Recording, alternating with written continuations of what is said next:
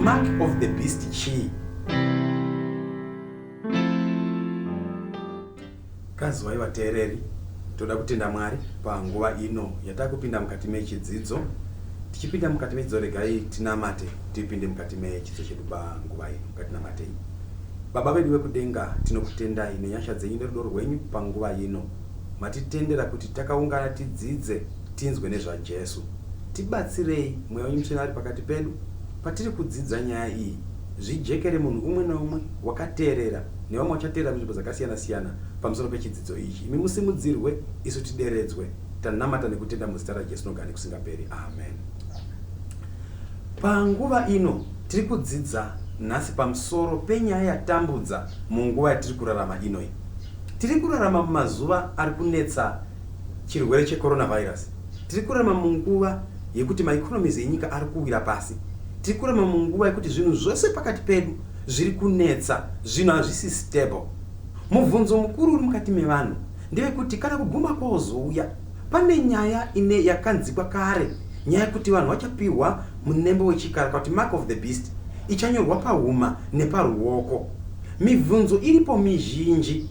Kana kuine vanoita zvakasiyana-siyana, vanovhunza kun'anga, vamwe vanovhunza kumasvikiro, vachibvunza kwakasiyana-siyana. Asi isu panguva inoi toda kubvunza shoko raMwari kuti munembo wechikara chii, mark of the beast chii. Ndosaka shoko raMwari chiti, tsvakai pabhuku raJehovha murave. Hapana chinhu chezvinhu izvi chichashayikwa shamwari yacho, nokuti muromo waJehovha wakazvitaura uye nomweya wake wakazviunganidza. Saka pachidzidzo chino ichi chemark of the beast nemunembo wechikara, shoko raMwari chatibatsira kunzwisa zvizere kuti zvinofamba sei. Tichazembera nyaya yedu zvakanyanya kubva pabhuku razvakazarurwa. Bhuku razvakazarurwa tichiongora muchiritarisa, rakanyorerwa vanhu vari pakutambudzika. John unopupura kuti ini nehama dzangu dziri mukutambudzika, achinyora bhuku iri. Bhuku razvakazarurwa chapter 1 mukaverenga verse 1 inoti bhuku razvakazarurwa zvaJesu Kristu.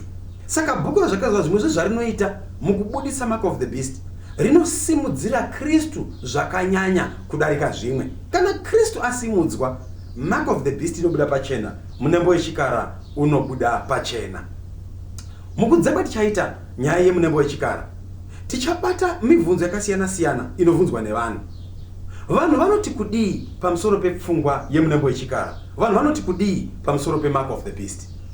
Pandanga ndichiita muunganidzo woongororo yekutaurwa kunoitwa zvakasiyana-siyana nevanhu, vamwe vanoti munembo wechikara, mark of the beast, ndiyo maki yakaiswa naMwari pahuma yaCain, apo Cain anga auraya munun'una wake Abel. Genesis chapter 4 verse 15. Kutaura kwevamwe. Vamwe vanoti munembo wechikara ibarcode riya ramunorangarira vateereri kuti kana muchitenga muzvitoro pane kaya kanhamba kanongonzi P patil neunotengesa, motowana price yechitengwa chenyu. Vamoti ichocho ndio chichaiswa pavanhu, ndio mark of the beast. Kutaura kwevanhu. Vamwe vanoti aiwa, kuAmerica takanzwa nenyaya obamacare health chip. Mazuva Obama achitonga pakapisa nyaya yekuti unongoisirwa chipi chaucha insetwa muganda rako, ukasvika kuchipatara unongobudisa chigunwe, ukasvika muchopo. Zvese izvozvo vanhu vakuti izvozvo ndio munembo wechikara. Chinoita kuti vanhu vadaro chii? Ndaitoongorora pfungwa kuti mazuva aObama nemazuva emutongi uripo uyu, une motikari. Isi muZimbabwe muno motikari yemutungamiri wenyika inonzi Zim1, asi kuAmerica inonzi the beast. Saka pfungwa dzevanhu dziri kushamisika nekunetsekana. Saka mark of the beast chii? Mumazuva ano ecoronavirus parikutsvagwa mishonga yakasiyana-siyana, Bill Gates akataura mumwe musi kuti anoshuwa kuti nyika yese vanhu vawane vaccine yecoronavirus. Vanoongorora vari kuti muvaccine imomo makaiswa chimwe chinhu chiri mumushonga uyu kuti angobayiwa bedzi akwanisa kutotirekwa, ndio mark of the beast. Muchava kunyika dzakakwirira dzekumhiri kwemakungwa dzine zvimachipi zviri mukati zvaunoiswa ipapo, ndo pane bhengi rako, ndo pane foni yako, ndo pane zvinhu zvose. Vanhu vanozviti, vanofunga kuti izvozvo ndo munembo wechikara. Asi regai shoko raMwari ritibatsire panguva ino yemangwanani tione kuti munembo wechikara chii. Regai tipinde munyaya yedu zvizere. Zvakazarurwa chapter 13 verse 1 and 2 inobudisa ichiti, zvino ndakaona chikara chichikwira chichibva mugungwa, chine nyanga dzine 10 nemisoro 9, napamusoro penyanga dzacho pakanga pane korona dzine 10, napamusoro pemisoro yacho mazita okumhura Mwari. Verse 2. Chikara ichi chandakaona chakanga chakaita sengwe, netsoka dzacho sedzebere, nomuromo wacho somuromo weshumba. Shato ikachipa simba rayo nechigaro chayo choushe namasimba makuru. Nyaya inotirakidza zvakanaka, rega ibure zvakanaka tione kuti chiri kunzi chikara. Bhaibheri chirungu rinoti the beast. Bhaibheri chiti chikara kana kuti the beast. Chii chiri kutaurwa pamusoro pacho? Chikara chii mukati mebhaibheri? Tikamanyira kuna Daniel chapter 7 verse 23 inotipa pachena kududzira kuti chikara chii. Nekuti rangarai vateereri, bhuku razvakazarurwa rinoshandisa tingati masymbols kana kuti fananidziro dzinoda kududzirwa mukati meshoko raMwari. Saka mhuka iri kunzi chikara ichi chii chacho? Regai tinzwe Daniel atidudzirire. Daniel chapter 7 verse 23 akati, mhuka yechina uchava ushe hwechina panyika, uchasiyana noumwe ushe hwose, uchapedza nyika yose nokupwanya nokuputsanya. Saka zvava pachena vateereri kuti chikara kana kuti the beast iri kutaurwa iyi it's a kingdom kana kuti umambo. Bhaibheri rinovanza neuchenjeri richibudisa saizvozvo. Saka chikara ichi umambo. Saka batai pfungwa iyi zvakaoneswa John chikara chichibuda saizvozvo ari kuoneswa umambo hwaisimuka. Umambo huri kunzi chikara ichi chakabuda, umambo hwakabuda mugungwa. Gungwa rinorevei? Gungwa rinorevei? Regai timanye pana zvakazarwa chapter 17 verse 15. Zvino akati kwandiri, mvura yavaona inogarwa nemhombwe ndivo vanhu navazhinji namarudzi nendimi. Saka gungwa haina kufanana nerwizi.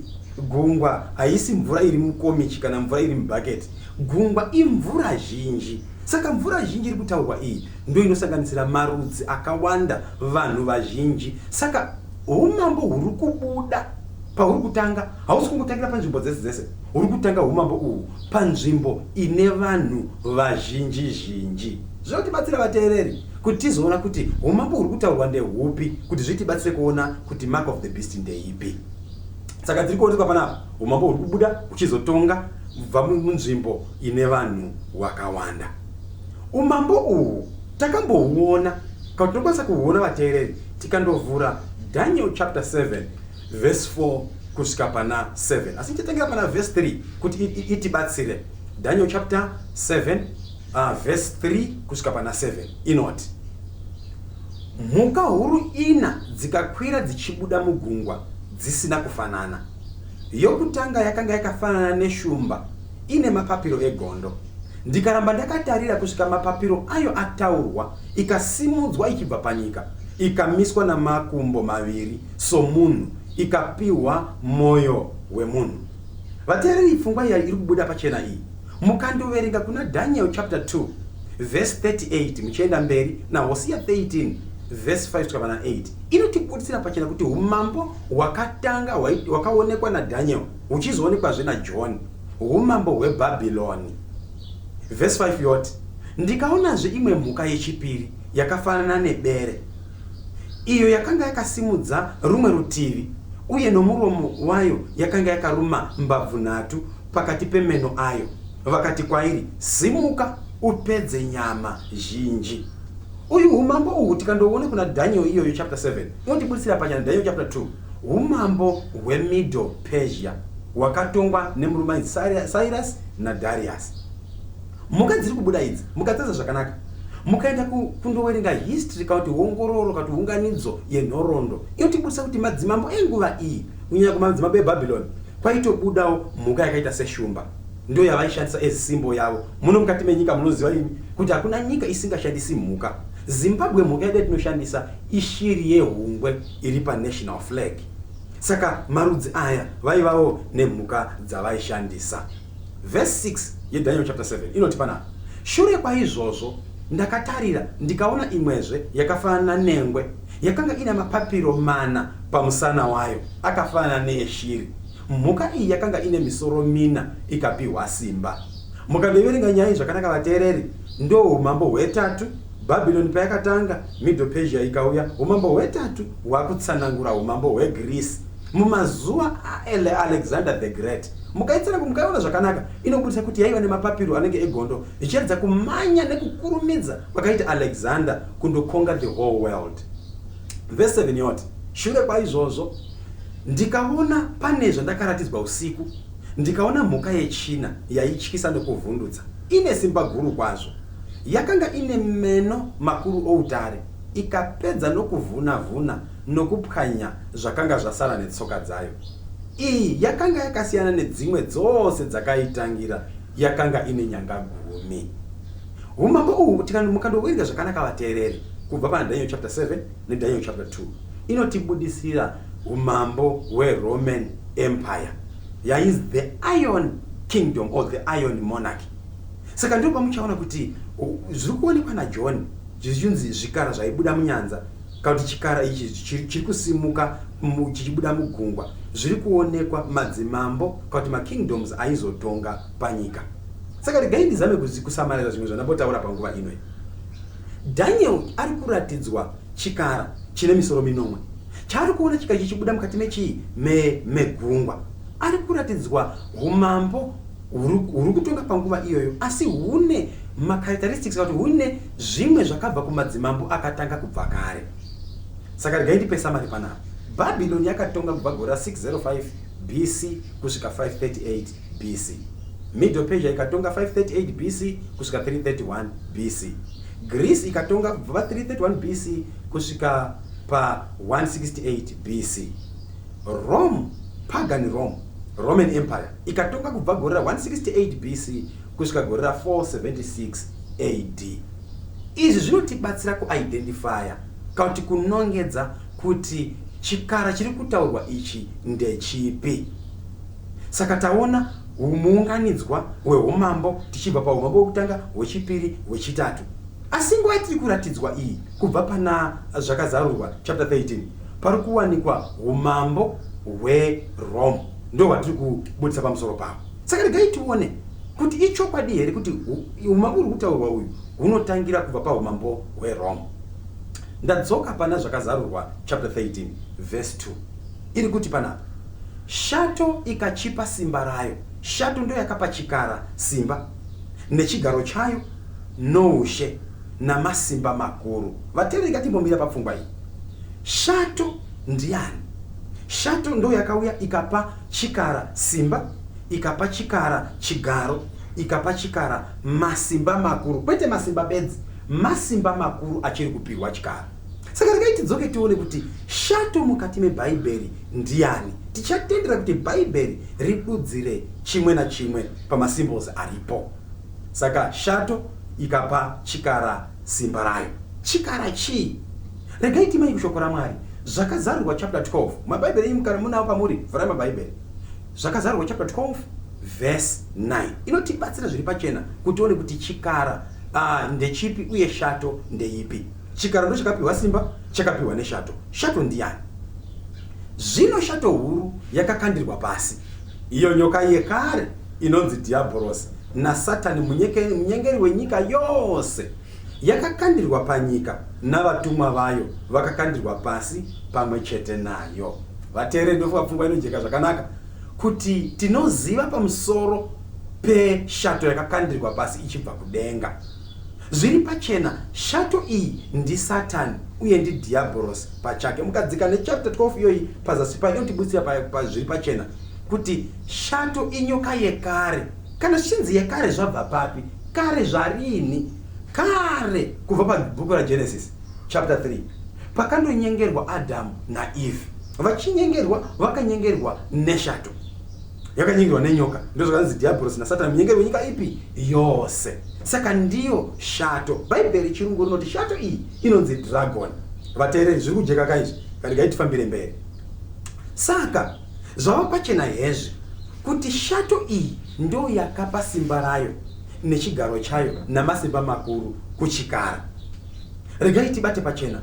Pane here musi wakaonekwa Satani achidzika achiuya achitopa simba nechigaro kuchikara? Regai tione zvitibudire pachena kuti chikara chakazvifambisa sei.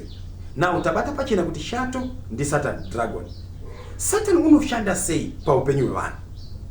Muchaona kuti Satan haangoshandi ega, unoshandawo nema structures kuti nezvinotoitika panyika nhasi iye akavanda nekuti haadi kuonekwa.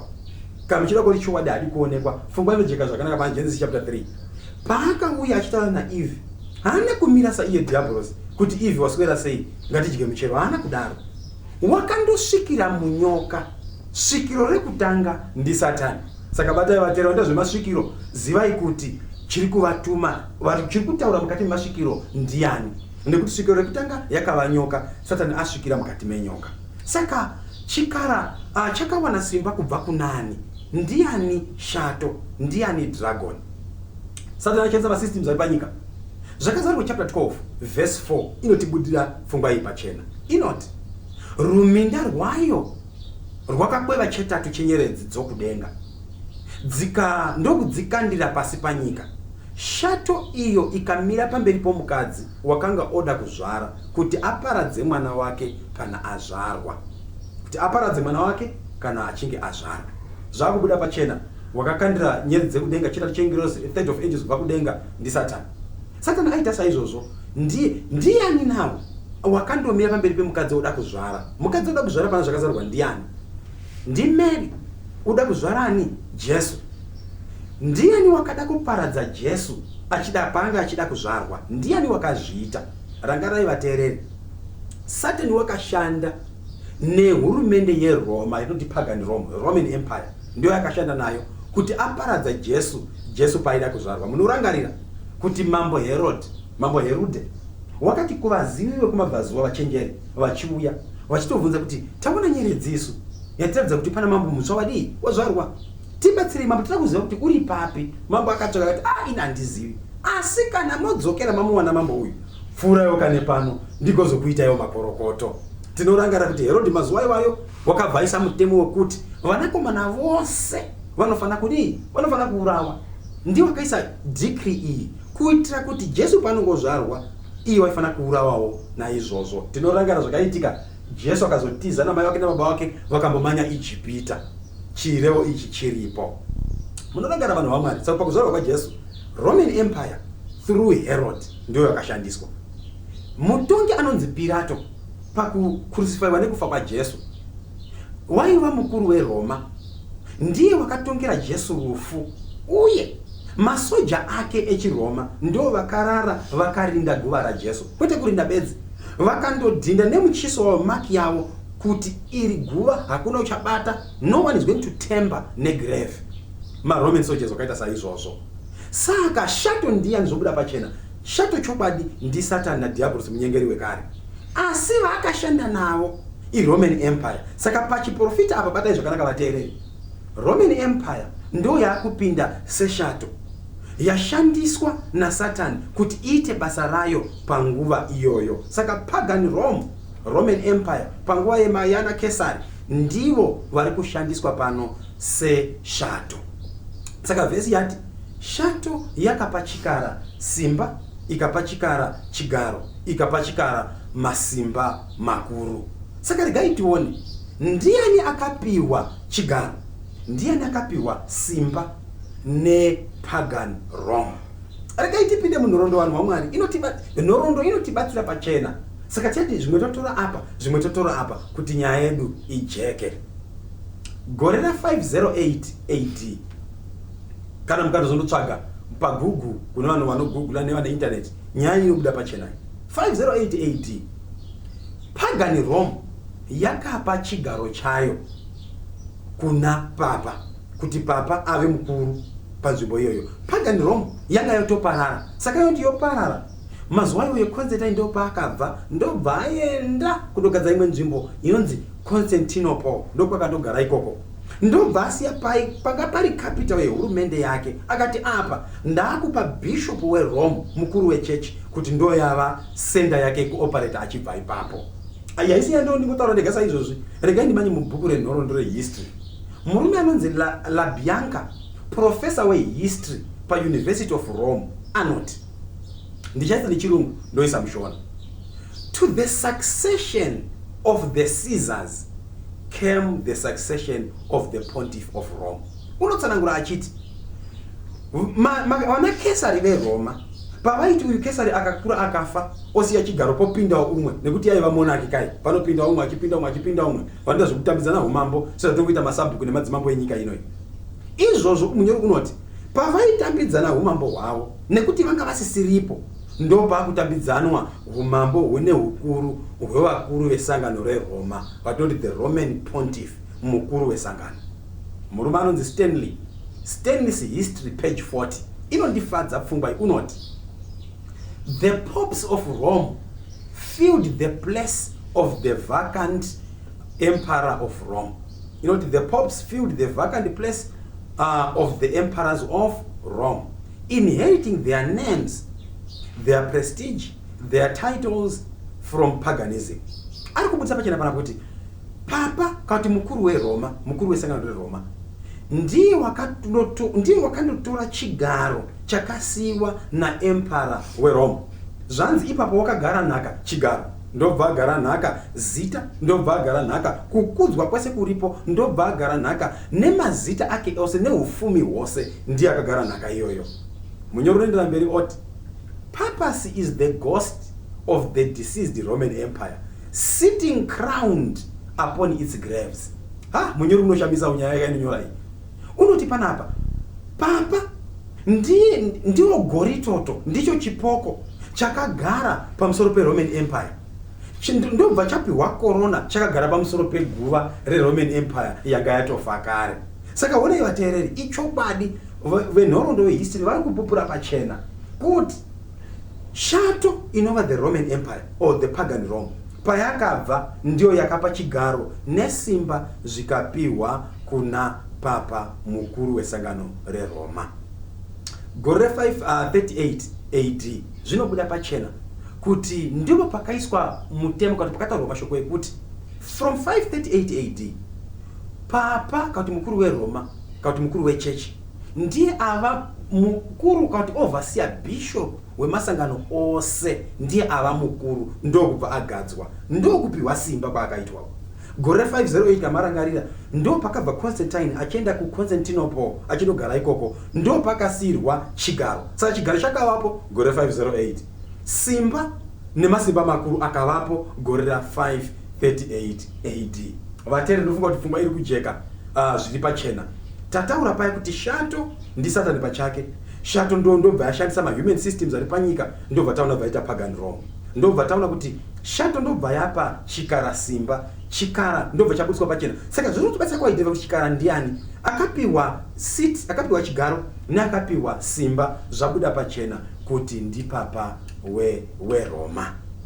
Saka regai tione vateereri timbomanya mukati meshoko raMwari timboona zvimwe zvikatibatsira kuti tiidentify kuti saka nyaya iri mumusoro medu yemark of the beast munembo wechikara chii chiri kuitika uye ndiani. Saka taakumanya kuidentify mamarks. Saka pfungwa yakutanga taona kuti beast kuti chikara chakapiwa simba nepagan Rome. Taona kuti the Roman pontiffs kuti vakuru vechechi yeRoma ndo vakapiwa chigaro vakapiwa simba. Ndo pfungwa yakutanga. Pfungwa yepiri tichiidentify kuti chikara ndiani. Batai vateereri zvakanaka. Pandati mukuru weRoma akapiwa chigaro nesimba handisi kureva kuti chikara mukuru wechechi asi chikara isystem. Ndoti pabatike zvakanaka isystem atitoa pamusoro pani nezvayo nekuti dai aiva munhu umwe panguva yakanyorwa bhaibheri pada munhu iye wakatodii wakari pachigaro nguva wakadii wakatofa ndizvo kana akafa zvoreva kuti system haidini haichisiripo. Asi pfungwa ibatine kuti inoramba iripo system haisi munhu umwe akabva umwe unopinda. Saka tikutaura pamusoro pesystem inoda zvenyika uye inoda zvekunamata nekuti yakapiwa simba nepolitical power inova pagan Rome. Saka inobata zvese zvenyika nezvekunamata politics nereligion. Regai tione pfungwa yepiri zvakazarwa chapter 13 verse 8. Iyi pfungwa inofanira kuti tijekere zvakanaka pamusoro penyaya yedu. Inoti vose vanogara panyika vachachinamata kureva chikara ivo vasina kunyorwa mazita avo mubhuku yeGwayana rakabayiwa kubva pakusikwa kwenyika. Zvanzi vose vanogara panyika vachachinamata. Kana chidzi vose vanogara panyika hapana pari kunzi Africa kana kuti Asia, asi zviri kureva kuti system iyi kana kuti chikara ichi it's a world wide religious political power. Zviri kunzi vose vanogara panyika, saka chinowanikwa kwose, system iyi inowanikwa pose, saka it's a world wide religious power, nekuti simba rezvairi kutsvaga kuti vose vanogara panyika vachinamate.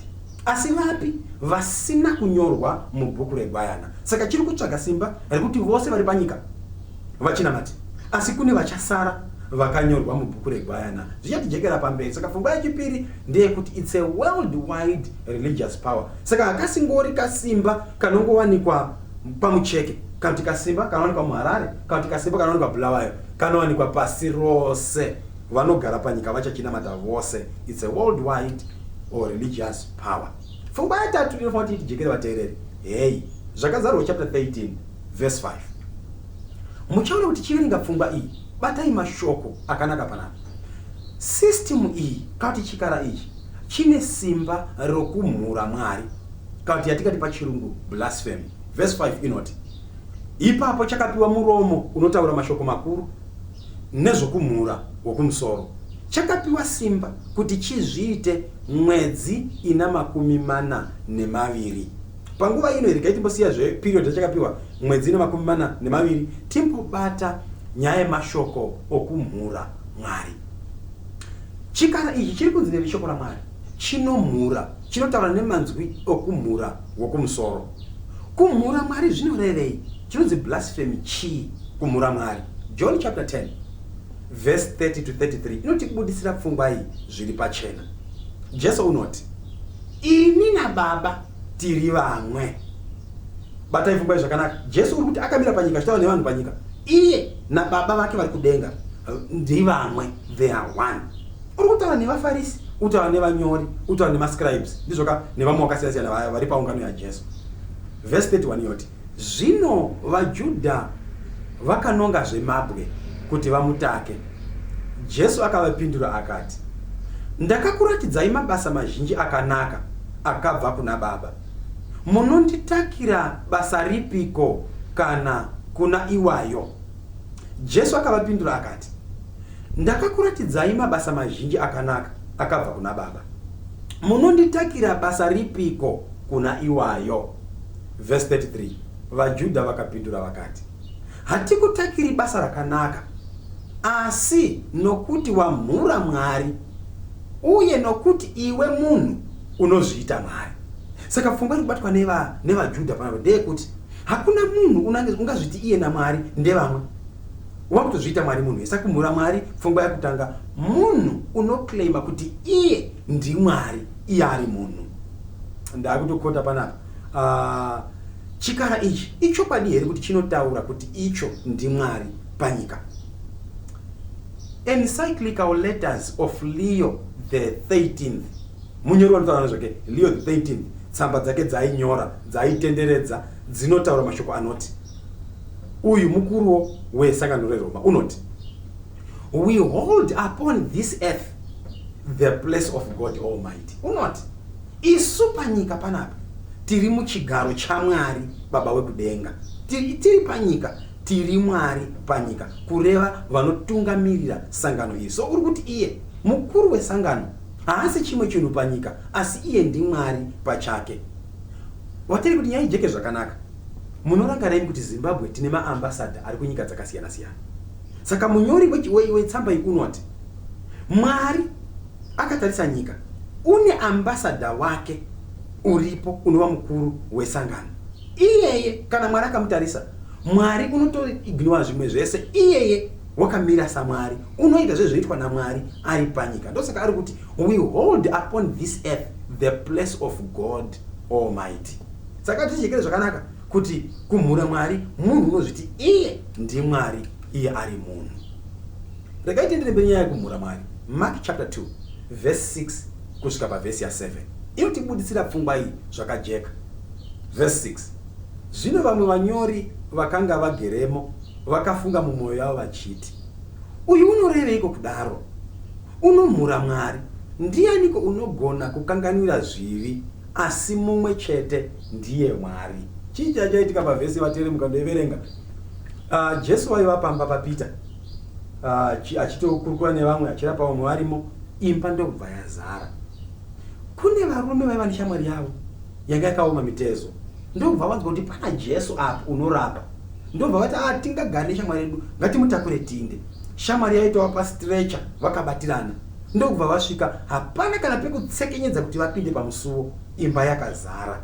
Ndobva vaenda pamusoro perufu, ndobva vabvisa matiles parufu, ndobva vadzikisa hama yavo zvishoma kusvika asvika pana Jesu. Jesu mukutarisa mukomana unomunzwira tsitsi, omuti zvivi zvako zvaregererwa. VaJudha nevaFarisi vakataka kunyunyuta mumwoyo, ndopobuda vhesi iyi. Vari kuti uyu vari kunyunyuta mumwoyo, havana kutaura uyu munhu upiko unoregerera zvivi kunze kwaMwari. Saka vari kuti ndo inonzi blasphemy. Mwari ega ndiye unoregerera zvivi, hakuna munhu unofanira kuregerera zvivi kunze kwani? KwaMwari. Saka regai tione kuti chokwadi here kuti chikara chatichada kuona ichi chinoregerera zvivi, basa rinoitwa naMwari icho chotora saizvozvo. Nhoroondo inotibudisira pachena. Ndiri kutora mubhuku rakanzi Dignity and Duties of the Priest of the Church, volume 12, page 2. Inoti panapa, God himself is obliged to abide by the judgments of his priests, and either not to pardon or to pardon, according as they refuse or give absolution. Regai ndinyatse kutsanangura pfungwa iyi muchishona zvakanaka. Iri kubudisa pfungwa yakuti Mwari ari kudenga unosungirwa kuti atende kana kuti abvume zvaitwa nemuprista wechechi pakuregerera munhu watadza kana pakusamuregerera. Kana mukuru wechechi akati iwe handi kuregereri, zvinonzi Mwari unofanira kuti agamuchire izvozvo. Kana mukuru wechechi akati iwe ndakuregerera, munyori unoti Mwari unofanira kuti agamuchire izvozvo kana zvichiitwa nemukuru wechechi. Saka munyori uti panapa Mwari unofanira kuteerera kana muprista weRoma aregerera kana kusaregerera munhu. Tambodzidza paya kuti ndo inonzi blasphemy kana kumhura Mwari, munhu unoklema kuregerera zvivi iye asiri Mwari. Saka zvabuda pachena kuti maprista esangano vari kunzi ivavo vane simba rekuregerera zvivi, kana varegerera kana kusaregerera munhu, vari kuti Mwari unofanira kuzviteerera saizvozvo. Pfungwa yekumhura Mwari inoenderera mberi pana Daniel chapter 7 verse 25. Inoti kudii pfungwa iyi? Daniel unoti achataura mashoko okumhura okumusoro-soro, achaparadza vatsvene, uye achatsvaka mano okushandura nguva nemirayiro. Ivo vatsvene vachaiswa mumaoko ake kusvikira nguva imwe nedzimwe nguva nehafu yenguva. Pandonyanya kuda pavhesi iyi ndepanonzi achaparadza vatsvene uye achatsvaka mano okushandura nguva nemirayiro. Maiziya here vateereri kuti chikara chatotaura nezvacho chakapatisipeta mukuparadzwa kwavatsvene. Tichaibata pfungwa ikumberi, asi ngoitaura muchidimbu. Munoziva kuti kune zvakaitika mazuva edzi madark ages, apo sangano rakauraya vanhu vanodarika 50 million richiti vanhu ava vanopoza Mwari. Mabhaibheri achipiswa, vanhu vachinza muverengi bhaibheri, rimwe rimwe nevakuru vesangano bedzi, vazhinji vakafa. Blasphemy kuti kumhura Mwari, kuti munhu unoti munhu watadza uyu ndaakutomuuraya, kuzviisa pachigaro chaMwari, iblasphemy iyi.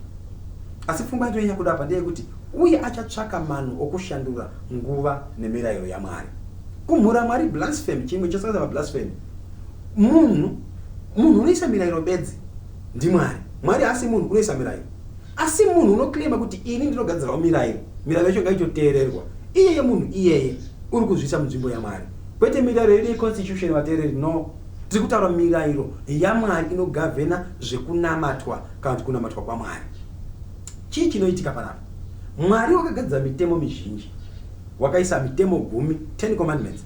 Neimwe mitemo yakasiyana-siyana tingatifunga nezvayo. Health laws, Mwari akaisa imwe mitemo yokugarisana kwevanhu, akaisa mitemo yeutano nezvimwe zvakasiyana-siyana. Asi pamitemo iyi zviri kubuda pachena kuti chikara ichi chakashandura mitemo iyoyo, number 1, uye chikara ichi chakashandurawo nguva. So zvanzi uye achatsvaka mano okushandura nguva nemirayiro. Regai ndibotsika vateereri papfungwa yenguva ndozouya papfungwa yemirayiro.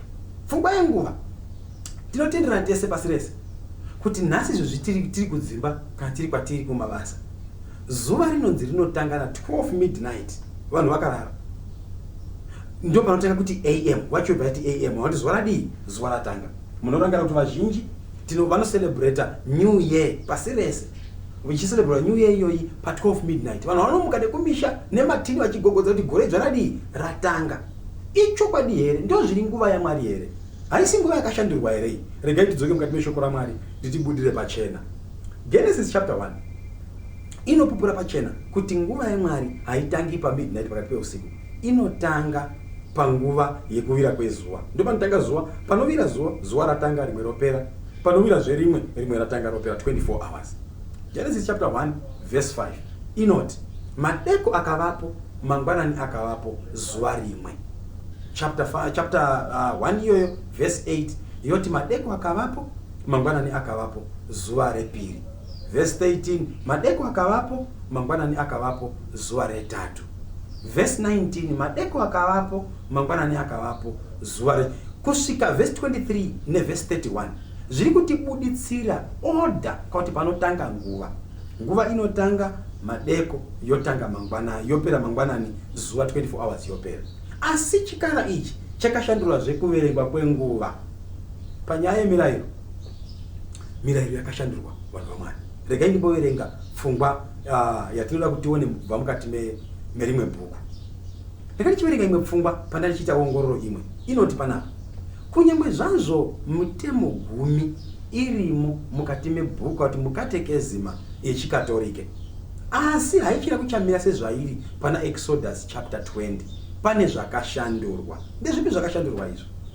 Murayiro wekutanga pana Exodus chapter 20 verse 1 inokutisa pachena kuti murayiro wekutanga unoti usava nevamwe vaMwari kunze kwangu. Wakafana murayiro iwoyo neuri kukatekezima, zvakafanana izvo. Murayiro wepiri kushoko raMwari unoti usatongova nechaunopfugamira chifanidzo chinhu chiri kudenga, chiri panyika, kana chiri pasi pemvura, usatongochinamata kana chipfugamira. Saka murayiro uyu unorambidza vanhu kupfugamira zvifananidzo yatingati idol worship or idolatry. Asi mukatekezimi yeRoma mutemo uyu hamuwani wakabviswa. Mutemo wetatu kubhaibheri shoko raMwari unoti usashandisa zita raMwari wako pasina, usatapa nezita raMwari pasina. Kukatekezimi yekatolike mutemo wawo wetatu wamufanira kuti uripo ndo wawakunzwa pakuti uite mutemo wepiri. Saka mutemo kuti usatamba zita raMwari pasina wamutemo wechipiri ipapo, nekuti wechipiri wakadii wakaubvisa. Mutemo wetatu kukatekezima wakunzi rangarira zuva reSabata rive chisi chako. Saka mutemo wakachinjwa. Bhaibheri shoko raMwari mutemo wechi4 unoti rangarira zuva reSabata rive dzvene, nekuti Sabata raJehovha. Ita mabasa ako, asi pazuva rechinomwe zorora iwe nevaranda vako nezvose zviri mukati masuo ako zorora, nekuti Sabata nderani? NderaJehovha. Asi katekezimi yekatolike inoti Sabata chive chisi chako, kwete Sabata raJehovha. Kushandurwa kwemurayiro uku. Saka nekuti vakabvisa murayiro wepiri wezvifananidzo, murayiro wechi10 vakaudambura wekuti usachiva, wakaudambura ikava miri. Wechi9 wobva wanzi usachiva mukadzi wokwako. Wechi10 usachiva mbongoro yeumwe. Yobva yaita 10 nekuti wakabvisa murayiro wepiri. Saka pfungwa kuti murayiro wakachinjwa ichokwadi. Chinonzi blasphemy munhu unoclaima kuti ini ndinoti mirayiro yakaiswa naMwari ndoibvisa, ndoisa yangu. Saka ndo blasphemy iyo. Ndakuzama kumbosamaraiza vateereri kuti chinonzi blasphemy chinonzi kumhura Mwari chii. Ndakungobata pfungwa 4 chete. 1 munhu unoclaima kuregerera zvivi asiri Mwari. Munhu unoshandura nguva nemirayiro yaMwari iye asiri Mwari. Munhu unozviita Mwari panyika. Zvose izvi zviri kuoneka zvinobatirana pakutibatsira kundonongedza kuti chikara ndechipi. Tichiendera mberi zvakadzarwa chapter 13 verse 7 inotibudisira pachena ichiti chikapiwa masimba avo kuti chirwe navatsvene nokuvakunda, chikapiwa masimba avo pamusoro pamarudzi ose navanhu vose nendimi dzose nendudzi dzose. Tambobata pfungwa izvi shoma pamashure. Chikara ichi chakapiwa masimba ekuti chirwe navatsvene nekuvaparadza. Nguva yemadark ages kubva pagore ra538 AD kusvika 1798 AD tinorangarira tese kuti zvakaitika apa zvinoshamisa. Sangano reRoma rakangobata munhu wose waisatendera nedzidziso dzaraidzidzisa panguva iyoyo, wainzi iye mupanduki, wainzi a heretic panzwi rechirungu. Ndo vainzi vanhu ava ngavaurawe, ngavapiswe. Kana usingadi kuurawa nekupiswa panguva iyoyi, wainzi chiramba zvaunotenda utende zvatinodzidzisa. Saka panguva iyoyo yainzi madark ages, pakafa vanhu vanodarika 50 million. Ndosaka ichitonzi dark ages. Chokwadi chaMwari changa chatsikwa-tsikwa, nhema dzikasimudzirwa, nyika yose ikava mudima nekuti chokwadi hapana, pava nemanyepo. Ndosaka ichinzi dark ages. Even muhistory inonzi dark ages nekuti nyika yakashaya chivhenekero cheshoko raMwari, pakava nedima guru. Ichokwadi here? Regai tibudzwa munhoroondo vanoongorora nezvepfungwa idzi kuti vanoti kudii. Ndiri kuverenga, ndiri kutaura kubva pabhuku rinonzi The Western Watchman, Roman Catholic of St. Louis. Unoti munyori uyu, sangano, the church has persecuted. Hanzi hatirambi, sangano rakadii, rakauraya vazhinji. Oendera mberi woti, only a newcomer in the church history will deny that. Kana pango nake munhu munyowani wabva kuuya kusangano ndiye ungaramba nyaya iyi. Asi vanhu vakadii, vanhu vakaurawa. 150 years after Constantine, the Donatists were persecuted and sometimes put to death. Unoti makore 150 years Constantine atobva pachigaro. Vanhu vainzi maDonatists nevamwe vainzi maWaldenses nevakasiyana-siyana vakaurawa mukati mesangano reRoma, vakaurawa munzvimbo yeFrance, vakaurawa munzvimbo yeSpain. Atingati maProtestant churches nhasi, munyori unoti Protestants were persecuted in France and in Spain with the full approval of the church. Church chiti chokwadi endai mundouraya maheretics, vanhu vasingabvumi dzidziso dzesangano. Munyori unopedza achiti, when she thinks it good to use physical force, she will use it. Zvonzi kana sangano rikangozvifunga zvari kuti zvakarinakira kuti rimanikidze, chero panguva ipi rinogona kumanikidza. This the Western Watchman, Roman Catholic of St. Louis. Saka chokwadi zvabuda pachena kuti chikara chakauraya vanhu vanodarika 50 million. So chikapiwa kuti chiuraye vatsvene nekuvatambudza. Zviri kutibatsira vateereri, zviri kutijekera pachena kuti zvitipe muono kuti saka chikara ichi ndechipi, kuti pekupedzisira mberi tindoona munembo wacho chikara icho, or the mark yechikara icho chinonzi the mark of the beast. Pfungwa ichi yechishanu tiri kuidentifya kuti chikara ndechipi. Chakatonga kwemwedzi ina makumi mana namaviri. Ndizvo zvakutwa nevhesi paya zvakazarwa chapter 13 verse 5. Ipapo chakapiwa muromo unotaura mashoko makuru nezvokumhura. Chakapiwa simba kuti chizviite mwedzi ina makumi mana nemiviri. Mwedzi ina makumi mana nemiviri i42 months. 42 months tichiwerenga muchiprofita mubhaibheri, mwedzi une 30 days. Saka 42 months dzinoita mazuva anokwana 1260. Munongotora calculator moto bangobaya baya 42 months ndizvoka? Yeah, mwedzi umwe une 30 days times 42 yotibudisira 1260 days. Asi rangarirai, tati mwedzi mukati mebhaibheri une mazuva 30 mukati mechiprofita. Ichokwadi here kuti vanhu vakatambudzwa kuti chakatonga chikara ichi kwe 1260 days. Zvinotibatsira vateereri ipfungwa inoona pana Ezekiel chapter 4 verse 6 na Numbers chapter 14 verse 34. Mavhesi ari maviri anotibudisa pfungwa inofadza yekuti mukati mebhaibheri zuva rinomirira gore. Vashori pavakaenda kundoshora vakadzoka kuna Moses, zvikanzi pataenda kwakanaka. Vamwe vakati aiwa pataenda kunotyisa ngatisaenda. Mwari akati nezvikuda kwezvamaita izvi, tatova kuna Numbers, nezvikuda kwezvamaita izvi muchatenderera murenje kwemazuva avaita vachindoshora, vakandoshora for 40 days. Zvikanzi mazuva 40 iwoyo zuva rimwe richatsiva gore, muchatendera murenje for 40 years. Saka 1260 days dziri kumira 1260 years. Saka regai tione munhoro kuti ichokwadi here kuti chikara ichi chakatonga kwemakore 1260 years. Chokwadi patati chimbotsvaga mutsakurudzo, Constantine gore ra508 wakasiya chigaro cheRoma akaenda kuConstantinople akapa sangano kuti church kuti mukuru bishop weRome nzvimbo.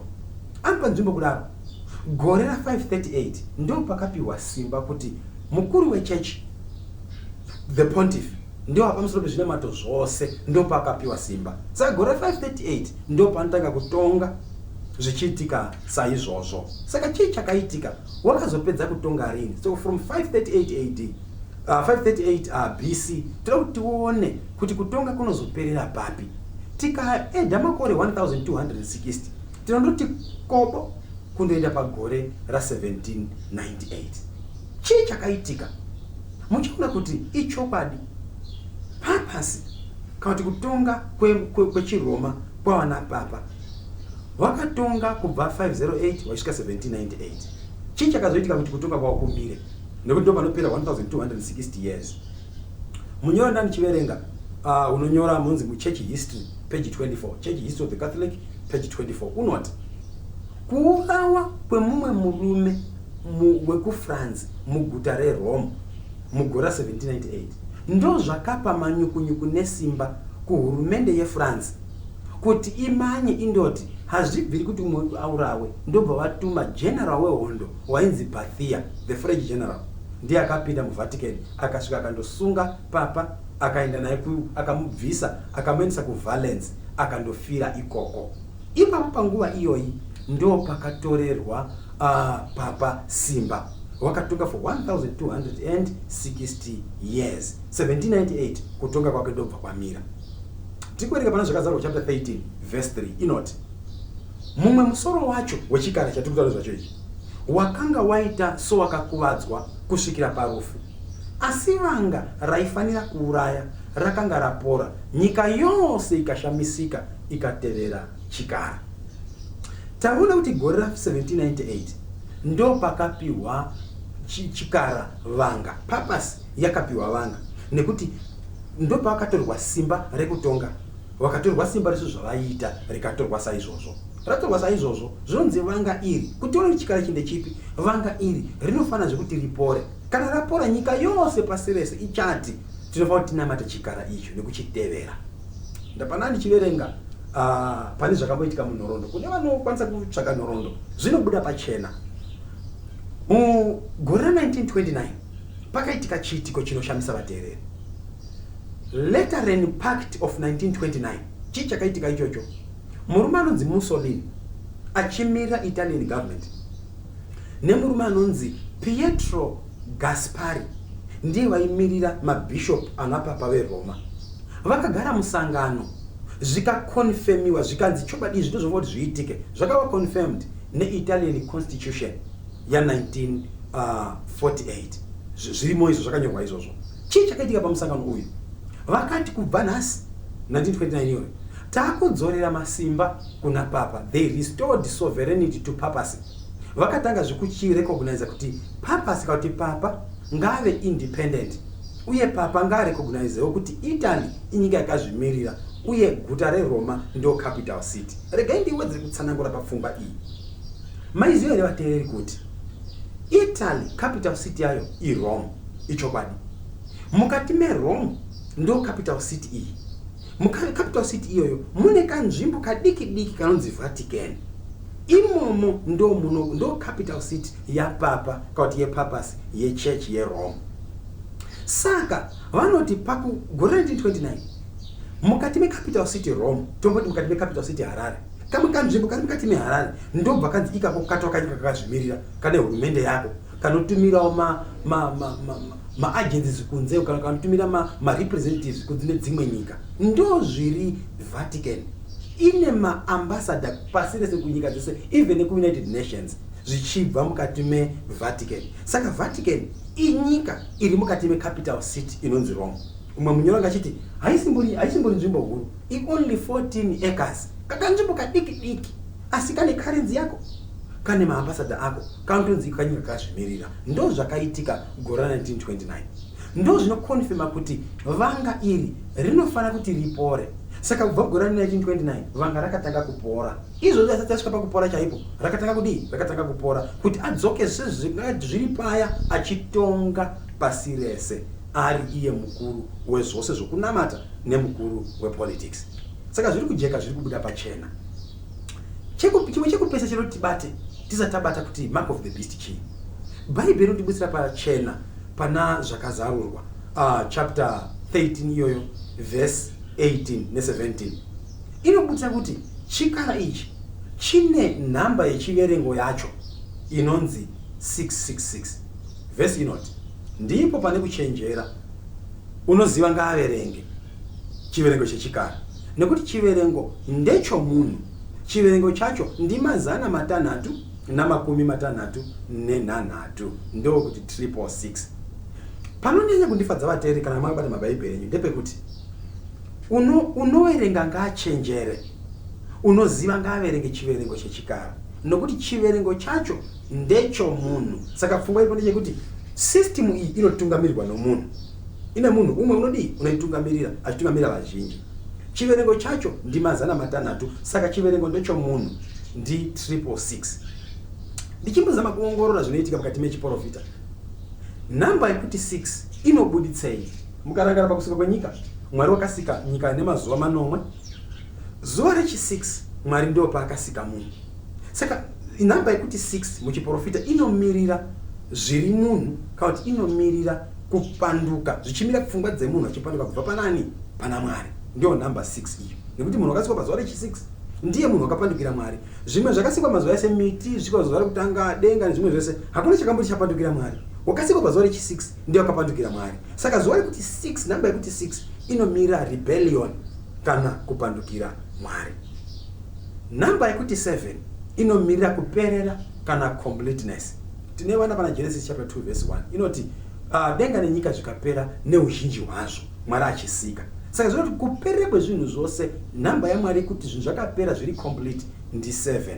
Ndo saka bhaibheri kuti apa panoda uchenjeri apa, nekuti namba yacho 6 Saka nyaya ndeyo munhu against Mwari, kana kuti munhu versus Mwari. Saka regai tione zviri pachena kuti saka mark of the beast chii. Tichiendera mberi nepfungwa yekuti tichiona kuti chikara ndechipi uye mark yacho ndeipi. Regai tirambe tichiendera mberi, shoko raMwari richitibatsira. Saka zvava pachena pari zvino ndezvekuti chikara ichi takwanisa kuona mamarks acho kuti chakamira sei. Kwemakore mazhinji uye nemurayiro mutauro wechiRoman Catholic Church, makore mazhinji murayiro wakati chechi yeRoma official language yayo it's Latin. I think vazhinji mukandozvigugula zviri pachena zvinoonekwa uye munozviona. Saka pane mashoko mazhinji anokwanisa kubudisa chiverengo chekuti 666. Tinoda kuidentify mark iyi kuti une 666 ndiani. Saka tichashandisa Latin language inotibatsira tichiverenga kwete nemanambers ekuti 1 2, asi tichiona ndichasa maRoman numerals achipiwa manumbers kuti ndi 666 zvingarevei. Muongoro netsvakurudzo tatichiita inobudisa pachena kuti inzwi rekuti Latin Church rinokwanisa kubudisa 666, inzwi rekuti Latin Kingdom rinobudisa 666, inzwi rekuti Italian Church rinobudisa 666. Asi ndizvo here zviri chikara chatiri kutsvaga ichi, nekuti zvanzi chiverengo ndecho munhu. Saka haingavi Latin Church nekuti panoda munhu apa, haingavi Latin Kingdom kana Italian Church. Pari kutsvagwa zita rinopiwa munhu rinotibudisira chiverengo chekuti 666. Regai tidzidze tichienda mberi. Saka mashoko aya andeye munhu, it's a representative une nhamba iyoyi. Patati chiverenga vateereri, izvi kuti munozonditsvagawo painternet, mutsvagi kwakawanda-wanda. Izvi zviri confirmed munozviwana. Pavanyori vanda ndichiverenga, pane mumwe munyori unondifadza, unobudisa pfungwa iyi zvakanaka. Anoti zita rinopiwa Pope kuti mukuru wesangano reRoma riri common, rakaiswa richiratifaiwa nechurch nemaagencies aro ndeiri. Anopiwa zita rinonzi Vicarious Filii Dei. Nofunga munotoona pachivhitivhiti chenyu zita rero Vicarious Filii Dei kuti ndo mamiriro arakaita. Murume anonzi Dr. J. Quaston, professor of ancient history and Christian theology, wepachikoro chenzi School of Sacred Theology, Catholic University of America, Washington DC, ya March 5, 1943. Ndiye mumwe munhu unoti Vicarious Filii Dei ndo zita rinozikanwa pasi rose kuti ndo zita raPope. Mumwe murume unotaura nyaya yakafanana. The title yekuti Vicarious Filii Dei rinokonfirmiwawo, rinotendera kuti chokwadi ndiro. Vanotendera navo ndevapi? But Binius, a Roman Catholic dignitary of Cologne, anotenderana izvozvo zvinowanikwa mubhuku rinonzi Sacrosancta Concilia Volume 1, page 1539 kusvika papage 1541. Vanotenderana nepfungwa yekuti the common title for the Pope is Vicarius Filii Dei. Mumwe munyona achiverenga Our Sunday Visitor 1 November 15, 1914 anonyora mashoko anofadza unoti the title of the Pope of Rome, zita kauti kudedzwa kungaitwa papa weRoma, anoti mukatora manzwi ekuti Vicarius Filii Dei mukamatsanangura mukamaedha zvakanaka muchimatsanangura nemashoko echiLatin, anoti zvose mukazviedha izvi zvinobudisa 666. Vateereri, pfungwa inojeka nekuti pazvivhitivhiti penyu munoona kuti V izvo kuti Vicarius Filii Dei, V unomirira 5, I unomirira 1, C 100, A 0, R 0, I 0, U 5, S 0. Filii Dei, F 0, I 1, L 50, I 1, I 1, D unomirira 500, E 0, I 1. Mukaedha namba dzese dziri paskrini penyu idzi dzinokubudisirai 666. Ichokwadi mukandobvunza veRoma kusukira kwataita vanotokorera kuti ndo zita rake raanoshandisa, Vicarius Filii Dei. Vicarius Filii Dei rinorevei? Rinoreva kuti the vicar of Christ, kana kuti the vicar of the Son of God, kana kuti uri panyika the representative wakafanana na Kristu. Oti Kristu zvaita kudenga na iye akazvita ari panyika zvakafanana, hakuna unofanira kuti abvunze umwe. Ndiye wakakwana, the representative of Christ on earth. Saka muchidimbu vateereri ndakumbozama kusamaraiza panapa kuti beast chikara ichi mamakisi acho ndepapi. Tambodzidza pai kuti chakawana chigaro kubva kuRome, kubva kupagan Rome. Tikaona kuti chakatonga for 1260 days. Tikaona zvekuti chakawana vanga gore 1798, chakarohwa vanga uye vanga richiita dini richazoda kuti ripore. Tikaona zvekuti chikara ichi chinotungamirira both the politics and zvekunamata. Chikara ichi chinomhura Mwari, chakatamba nemurayiro waMwari, chikaushandura uye nenguva. Tikaona zvekuti chikara ichi chine mukuru wacho unotenda kuti iye unoregerera zvivi. Tikaona kuti chikara ichi ndo inonzi the mother church, mai vemasangano ese, kuti wakapiwa simba kuti ave mukuru wemasangano ese. Nhasi motendana neni kuti the mother, chikangoti mother church munoziva sangano rinonzi mother church. Chikara ichi chakarwa nevatsvene chikavakunda. Chikara ichochi vazhinji vachazochitevera kana chapora vanga. Chikara ichi pamusoro pacho chine munhu unotungamira, amen, uri paheadquarters pacho une nhamba inonzi 666 yatabva kutsanangura manje. Chikara ichi ndo petotopinda.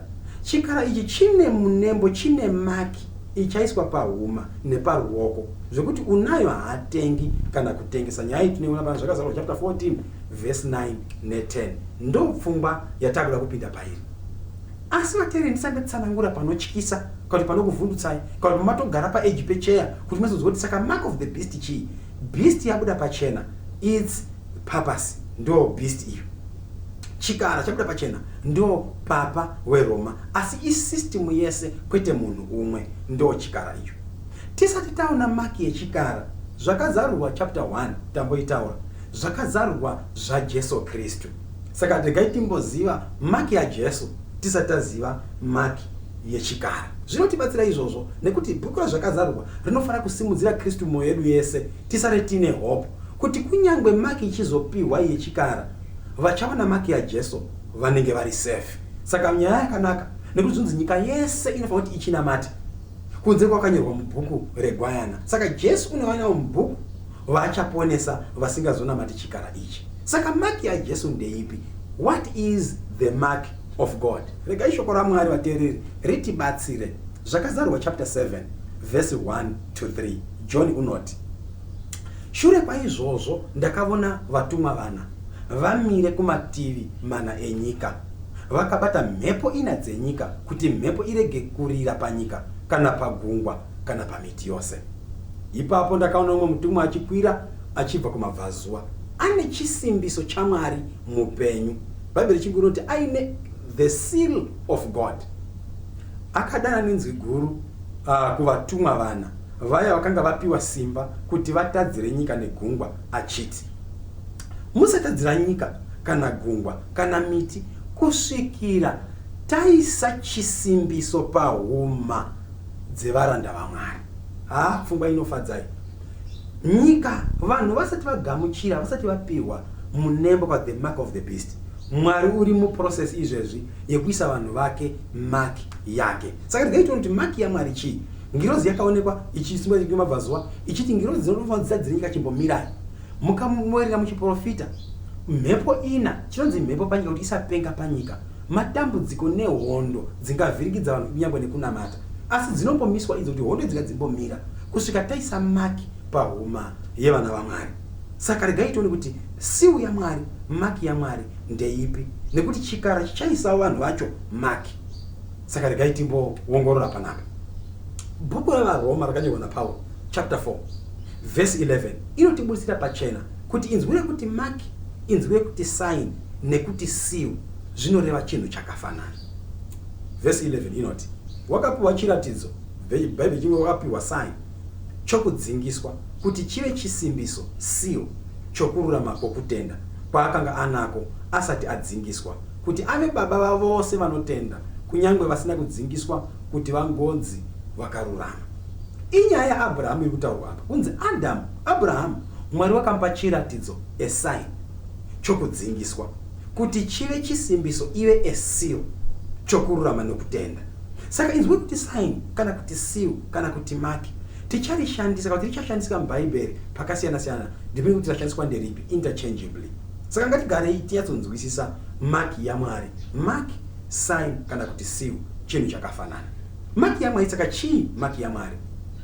Isaiah chapter 8 verse 16 inoti, sunga chipupuriro, namatidza murayiro nechisimbiso pakati pavadzidzi vangu.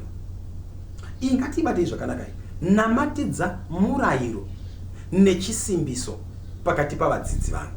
Bhaibheri chinguru rinoti, bind up the testimony, seal the law among my disciples. Seal yaMwari inovanikwa mumurayiro waMwari. Seal the law among my disciples. Namatidza murayiro nechisimbiso pakati pavadzidzi vangu. Saka pfungwa yatijekera ndekuti Mwari paakamisa mhepo ina nematambudziko kuna zvakazarwa chapter 7, zvaari kuita uri kuisa chisimbiso chake pavana vake, unova murayiro waMwari. Seal the law among my disciples. Munorangarira imimi kuti kuna Hebrews chapter 8 verse 10 inotiburisa kuti ndosungana ndichaita nevanhu vangu nemazuva ekupedzisira, ndichanyora mutemo wangu nemirayiro wangu mumwoyo yavo. Saka Mwari zvaari kuisa, uri kuisa the seal of God, it's his law. Regai bhaibheri ritikumire pachena kuti chokwadi murayiro waMwari ndo mark yaMwari here. Ezekiel chapter 20 verse 12 inoti, ndakavapa masabata angu chive chiratidzo pakati pangu navo. I gave them my Sabbath, that ive a sign or a seal pakati pangu navo, kuti vazive kuti ndini Jehovha ndinovaita vatsvene. Jehovha unoita vanhu vatsvene nei? Vatsvene vake chinonzi seal kana kuti mark, chinoshandiswa kumaka kana kuti kungonongedzera kuti uyu watsaurwa, haasisiri kune zvimwe. Saka Mwari unoti, ndakapa vanhu panyika sabata rangu kuti ive a sign, chive chiratidzo, kuti vanhu vazive kuti Jehovha Mwari wakasika denga nenyika ndiye unovaita vatsvene. Saka Mwari pasiu yake, pamurayiro wake, murayiro wesabata ndo pane siu yaMwari. Regai tiverenge Ezekiel 20 iyoyo verse 20 inoti, masabata angu ngave matsvene kwamuri, zvigova chiratidzo pakati pangu nemi, kuti muzive kuti ndini Jehovha Mwari wenyu. Iri kutsimbira pfungwa imweyo kuti Mwari wakatipa sabata kuti rive a sign pakati pevanhu vake nevasiri vanhu vake. Regai ndimbodzokera vateereri, ini ndinofanira kuiillustrata pfungwa iyi ndakatarisa ruoko rwangu. Kana makatarisa ruoko rwangu urwu, munoona kuti zvinhu zvazvina kufanana.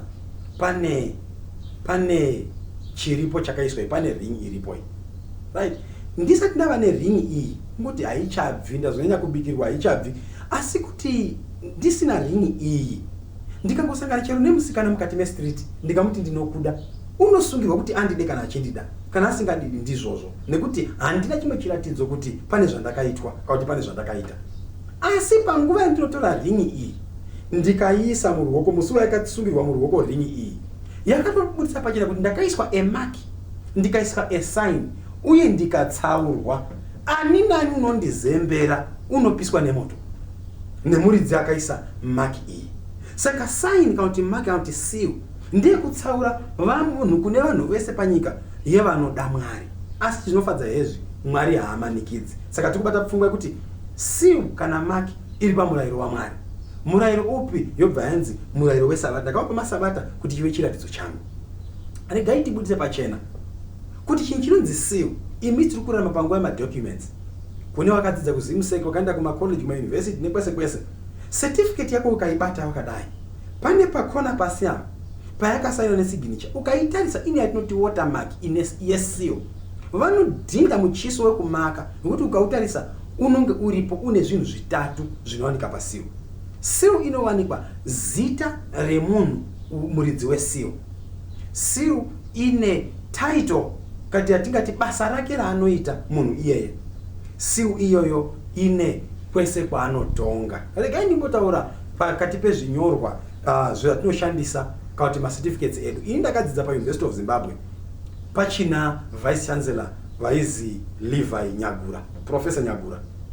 Now mukandotarisa certificate yangu payakadhindwa pasi ine muchiso, ine seal iyi inoti Levi Nyagura, zita rake riripo, ndizvo kaizvo. Yeah. Title yake, he is the vice chancellor. Wekupi? We-University of Zimbabwe. Haanganzi ndiye chancellor we-NUST wekupi. Pake pa-University of Zimbabwe chete. Ndo zviri seal. Ine zvinhu zvitatu zvinoratidza kuti muridzi weseal ndiani. Saka regai timanye pamutemo waMwari.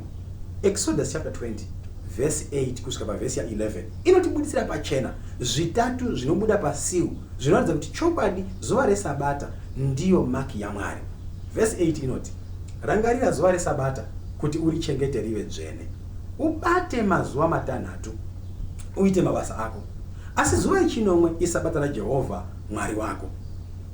Usangotongobata mabasa naro, iwe kana mwanakomana wako kana mwanasikana wako kana muranda wako kana murandakadzi wako kana zvipfuwo zvako kana mweni wako ari mukati mamasuo ako. Verse 11 iyo nyakundifadzai, ndo pane nyaya yese yatinobata nezvayo. Nokuti namazuva matanhatu Jehovha ndo the name yemuridzi weseal. Unonzi Jehovha Mwari wani wako akaita. Bhaibheri chinoti created heaven and earth. Saka Jehovah is the name. Akaita ndo title yake. He is the creator. Denga nepasi negungwa nezvose zviri mukati mazvo ndo territory yake. Saka mutemo weSabata ndo pane seal, ndo pane maki yaMwari. Unobudisa zvinhu zvitatu izvi. Jehovha Mwari wedu is the name. Title yake, zvaanoita basa rake, ndiye wakasika. Wakasika chii? Territory yake chii? Denga nenyika, gungwa nezvese zviri mukati mazvo. Saka seal yaMwari inowanikwa mutemo wechina, mutemo weSabata. Saka zvava pachena kwatiri vateereri kuti seal yaMwari inowanikwa pamutemo waMwari, pamutemo weSabata. Kana muchirangarira zvakanaka vateereri, pamitemo yose nhasi inorwiwa nayo naSatani nenyika, hakuna munhu unoda kubirwa, hakuna munhu unoda kuti aitire upombwe, hakuna kuti munhu achive zvinhu zvekwake, hakuna munhu unoda kuti anamate zvimwe zvifananidzo. Asi mutemo weSabata vanhu vanoti iwoyo mutemo iwoyo wakaroverwa pamuchinjikwa. Saka regai tione kuti seal yaMwari sezvo iri Sabata, mutemo seal yechikara ndeipi. Saka tichimbopai samari panapa. Seal inoreva kuti chiratidzo chesimba. It's a sign of authority. It's a sign of ownership. Kureva kuti munhu une simba uye ndiye muridzi wazvo, sign of ownership. Saka to mark kana kuisa a seal, kana kuisa a mark, kana kuisa a sign, kuti zvinhu zvandaisa a sign izvi ndazvitsaura kubvisa pane zvimwe zviri common, izvi zvava special ndinozvida izvi. Saka Mwari uri kuti achiisa a seal achishandisa Sabata iyo the seal, ari kuti vanhu vese vandakasika panyika vanhu vangu, asi vanova vana vake, vana vaMwari chaivo, ndo vane a seal yaMwari. Unovatsaura kubva kupasi rose. Saka inotibatsira pfungwa iyoyo. Ndiri kutora pfungwa iyi pana zvakazarwa chapter 14 verse 6 na 7. Mwari unotopa a warning kuvanhu unotopa message kuti vanhu teererai pfungwa iyi. Unoti panapa, ndakaona umwe mutumwa achibhururuka nechapakati pedenga aine ivhangeri isingaperi kuti ariparidze kuno vanogara panyika, kuvanhu vose, kundimi dzose nekumarudzi ose. Akati nenzwi guru, ityai Mwari mumurumbidze, nokuti nguva yake yokutonga yasvika. Namatai iye wakaita denga nenyika, gungwa namatsime emvura. Iri kutibutsira pfungwa yekuti Mwari uri kudaidzira vanhu kunamatwa kwaMwari wakasika. Sei zvichidaro? Nyika yamanya nevhangeri reevolution. Ndosaka kuti mwana kubva grade 1 unodzidziswa kuti munhu wakatanga riri gudo, akawa ramapithecus, homo sapiens zvichidaro kubva kumagudo. Ipfungwa inorwa nekuti Mwari wakadii? Wakasika. Mwari ndokubva ati namatai Mwari wakasika denga nenyika. Mutemo wechifo weSabata ndo mutemo unotiratidza kuti muridzi wenyika ndiani. Saka mutemo wechifo unotibusa pachena kuti Mwari ndiye wakasika nyika, denga nenyika, gungwa namatsime emvura. Saka zvava pachena vanhu vaMwari. Mwari unokuda, Mwari unoda muteereri. Chaita kuti uteerere uve pano kusvika pamukana uyu inyaya yekuti unoda kuziva chokwadi, uye chokwadi chigokusunungura. Uye pfungwa imaita kuti uteerere ndeyekuti haushuwiri kuti uwane mark of the beast, unoshuwa kuona mark yani yaMwari. Zvava pachena, sarudzo ndiwe. Mark yaMwari iSabata raMwari. Mark yaMwari iri pamutemo nekuti Mwari ndiye akasika denga nenyika. Kwete mamwe masabata ese, asi Sabata zuva rechinomwe rinotaurwa nebhaibheri pana Genesis chapter 2 verse 1 kusvika pana 3. Takwenda vateereri patanga takamirira. Izvezvi kana wakagara motikari, kana wagara pai, nyatsa kusunga bhande. Takusvika pane mabhambu makuru, pane nyaya yatakagarira panguva inoi. Mark of the beast chii? Munembo wechikara chii? Zvakazarwa chapter 14 verse 9 kusvika pana 10 inotibudzira pachena. Inoti, ipapo mumwe mutumwa wechitatu wakatevera akati nenzwi guru, kana munhu akanamata chikara nomufananidzo wacho, nokugamuchira chiratidzo pahuma kana paruoko rwake, na iye uchanwa waini yokutsamwa kwaMwari yakadirwa isina kuvhenganiswa mumukombe wehasha dzake, uchatambudzwa nomoto nesuferi pamberi pavatumwa vatsvene napamberi peGwayana. Ndinoda kudzokerazve verse 9 inondifadza. Inoti, ipapo mumwe mutumwa wechitatu wakatevera akati nenzwi guru, kana munhu akanamata chikara nomufananidzo wacho, nokugamuchira chiratidzo pahuma neparuoko rwake. Ndo patira kumbomira ndiri ipapo. Pataverenga zvakazarurwa chapter 7 verse 1 patichidzika nayo, yabudisa kuti Mwari wati ndoda kuisa mark yangu muhuma, in the forehead. Mwari haana kuti ndoda kuisa pahuma kana paruoko, what in the forehead chete. Zvinoreva kuti Mwari uri kutsvaga munhu unomusarudza kuti agamuchire nekugamuchira Sabata rake rezuva rechinomwe. Zvinotoda kuti munhu afunge asadzwe ati ndoda kutevera Mwari wakasika, saka ndoda kuchengeta zuva reSabata, zuva rechinomwe. Ndosaka Mwari achiisa munembo wakati mark yake muhuma, in the forehead. Apa ndo panofunga apa. Vakaniteerera nevatana vedu munorangarira kuti kareko waiti ukaita musikanzwa kumba, mbuya vaiuyawo pahuma pakoti use your medulla oblongata uchibayiwa huma. Ndo pane siti yekufunga ipapapa. Saka Mwari unoti mark yangu ndichaiisa mukufunga kwemunhu, muhuma yemunhu, mukati mehuma pane pfungwa dzinofunga kusarudza Mwari kana kusarudza muvengi. Saka nosarudza Mwari, Mwari unoisa mark yake muhuma yemunhu. Muteereri, usatarisira kuti Mwari uchaisa mark yekunyora pahuma dzemunhu kutara, hazvibviri. Nekuti zvinoiswa muhuma, mupfungwa dzemunhu, kuva convince kuti chokwadi chaMwari ndeichi, nhema ndeidzi. Izvozvo zvichaita kuti munhu awane munembo waMwari. Pfungwa iri kuendera mberi ichitifadza pavhesi iyi inoti panapa, kana munhu unogamuchira mufananidzo nekunamata chikara ichi, uchawana mark iyi panzvimbo mbiri. Mwari wangoisa muhuma bedzi, asi chikara chinoisa pahuma neparuoko. Zviri kureva kuti kune vanhu vachareceiva, vachaona mark of the beast, nekuti vanofunga kuti Sabata raMwari izuva chero rimwe zuva, kana kuti vanofunga kuti mutemo waMwari hauna basa wakarorwa pamuchinjikwa sekudzidzisa kunoita vazhinji. Ivavo vachatenda izvozvo nekuti vanhu vakatenda nhema vachawana mark pahuma yavo. Asi zvanzi chikara ichi kana marangara mazuva ekare patambotaura pamamax ekuchiidentifier paya, zvanzi ichocho chichamanikidzwa kuti vanhu vese pasi rese vachinamate vasina kunyorwa mubhuku regwayana. Kana chichida zvekumanikidza, tambotora quotation iya yanzi kana chechi yeRoma yafunga kumanikidza inogomanikidza. Saka kuiswa paruoko munhu uri kumanikidzwa kugamuchira zvinhu zvaasina kutenda. Mupfungwa dzake unoziva kuti mutemo waMwari ndizvo, asi nekuti wamanikidzwa, nekuti ungonzi iwe ukasatenda ukasagamuchira izvi unofa, sezvakaitwa nesangano reRoma kumadark ages. Munhu unokwanisa kuurawa, kuti usaurawa unogamuchira nhema asi uchiziva kuti zvaMwari ndeizvi. Saka vanenge vagamuchira nhema vachawana maki muruoko. Vanenge vachitogamuchira nhema vachitoziva kuti nhema idzi ndidzo, vachitira kuti ndidzo, vachawana pahuma yavo. Saka ndo mamiri achaita munembo wechikara. Asi regaiti kuti maki yacho ndeipi? Saka taona pachena Mwari unoisa muhuma, asi Satani unoisa pahuma neparuoko. Saka nyaya ndezvekusarudza zvaunotenda. Saka pfungwa iripo ndiye kuona kuti saka tati chikara ichi Catholic system ndo the beast yataona paya. Saka icho padire sign yavo, mark yavo ndeipi? Nekuti ndo patakwenda pa mark of the beast. Sign ya Mwari isabata la Mwari. Ndakachida kuprepare vateereri kuti sataenda kure. Kubva pahondo Satani achirwa naMwari kudenga. Mwari vanoti vakaita chavaita, Satani unoitawo chimwe chinhu chiri pedyo nezvaitwa naMwari. Kuti iwe muteereri neni tive confusion, tisarudze kunamata Satani tisingazivi.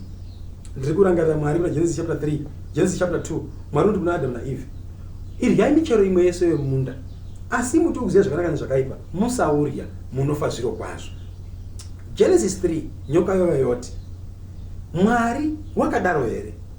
Ikati munhu haufi zviro kwazvo. Mwari wakati munofa zviro kwazvo. Nyoka ikati haufi zviro kwazvo. Saka bata ipfungwa iyi. Satani unoisa pedyo chinhu chakada kufanana nechaitwa naMwari. Zvoita sekunge zvakafanana asi zvakasiyana, kuti munhu asarudze nhema, nekuti muri kunze kudai zvoita sekunge zvakadii zvakangofanana. Saka regai tinzwe nhoroondo kuti maki yeCatholic system ndeipi? Izvipupurire pachena.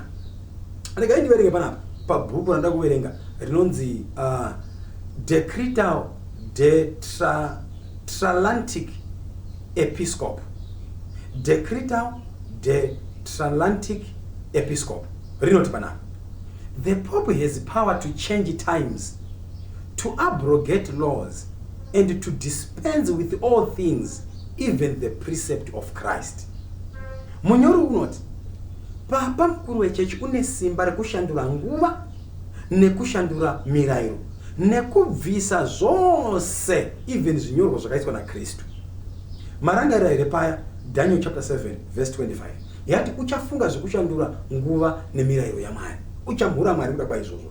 Uyu munyori unoti, Papa veRoma vane simba rekuita izvi, kushandura mirayiro, kushandura nguva, nekubvisa zvose zvakanzi naKristu itai, iwe une simba rekuzvibvisa. Regai tinzwe umwe munyori achitaura. Catholic Record September 1, 1923. Catholic Record September 1, 1923 inoti, Sunday is our mark of authority. But I forgot zvakanaka. Tikutsvaga mark of the beast. Iri kuti Sunday is our mark of authority. Inoti, church is above the Bible. And this transference of Sabbath observance is proof of that. Now, Catholic Record September 1, 1923, iri kuzamba isimbira pfungwa yekuti sangano rine simba rekuti dzidziso dzaro, yatingati tradition, tsika dzesangano dziri pamusoro pebhaibheri, shoko raMwari. Unoti kuti tikubuditsirei pachira kuti ndizvo, ndosaka takatransfer, takabvisa kukosha kwesabata pazuva rechinomwe tikarisa pazuva rekutanga. Izvozvo ndo evidence yesimba redu iroro. Nekuti vanoti Sunday is our mark of authority. Kaitendere mberi, mumwe akambobvunzawo kune mumwe mukuru wekatoliki akamuti, mune here nzira yamungava nayo yekuti buditsira pachena kuti chokwadi Roman Catholic Church ine simba rekuisa mamwe mafestivals nezvimwe zvavo zviteerwe nevanhu. Ndakutora panapa a doctrinal catechism yakanyorwa naStephen Keenan, page 174. Inoti panapa, achipindura mubvunzo iyoyo kuti sangano rine simba here, anoti had she not such power, she could not have done that which all modern religionists agree with her. She could not have substituted the observance of Sunday, the first day of the week, for the observance of Saturday, the seventh day of the week. A change for which there is no scriptural authority.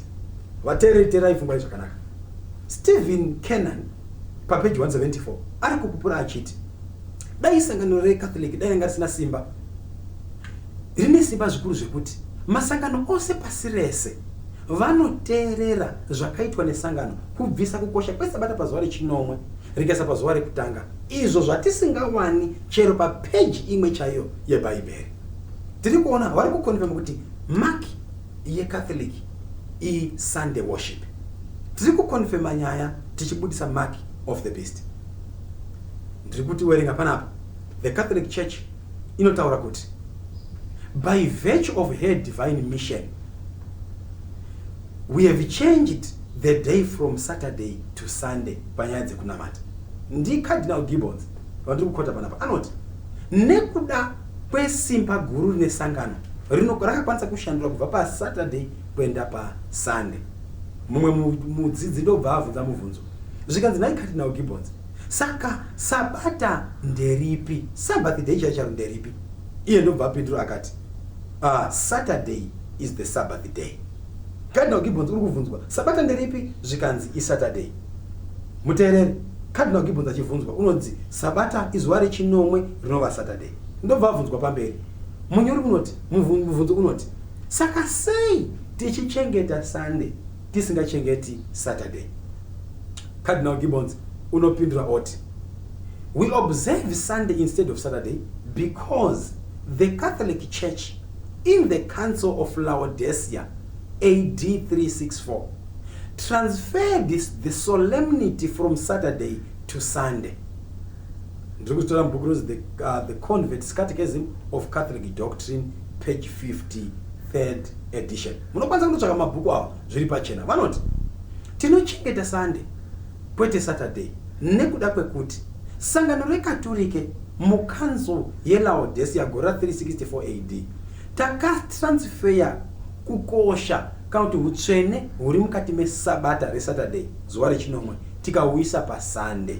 Ndo mhinduro inopiwa naCardinal Gibbons.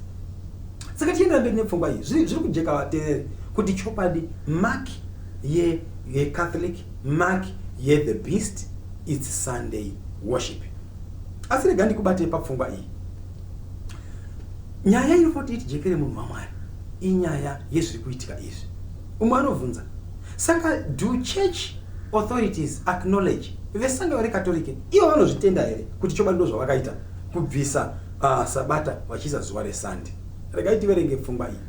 The Catholic Cardinal Gibbons in Faith of Our Fathers, bhuku iroro page 111 unopupura achiti, you may read the Bible from Genesis to Revelation and you will not find a single line hauwani chero mutsara umwe authorizing the sanctification of Sunday.